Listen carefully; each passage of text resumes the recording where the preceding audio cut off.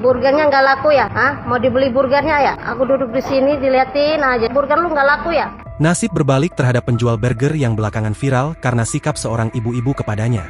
Ibu-ibu nyinyir itu pun langsung mendapat balasan dan hukuman terhadap perilakunya.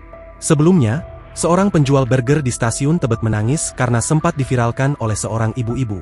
Awalnya, video yang diunggah oleh seorang ibu-ibu tersebut bermaksud mengeluhkan sikap pedagang burger.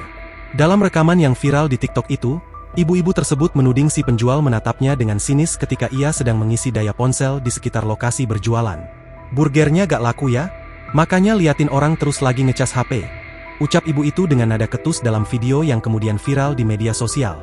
Di media sosial perbincangan masih terus berlanjut terutama bagi ibu-ibu yang mengejek pedagang burger tersebut.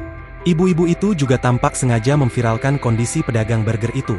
Namun, alih-alih mendapat simpati, warganet justru balik mengkritik dan menghujat ibu-ibu tersebut karena dianggap memviralkan seseorang tanpa alasan yang jelas.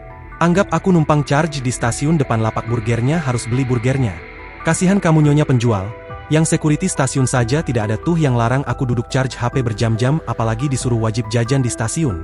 Kamu malah sinis liatin aku charge ponsel, tulis caption ibu-ibu tersebut. Belakangan, penjual burger berkerudung hitam itu pun didatangi selebriti Instagram Doni Rapu. Doni Rapu tampak mendatangi penjual burger viral tersebut dan memborong dagangannya.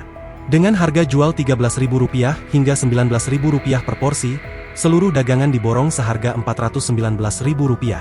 Namun, sang kreator memberikan lebih dari itu, total Rp1 juta, sebagai bentuk dukungan agar pedagang tersebut tidak down lagi.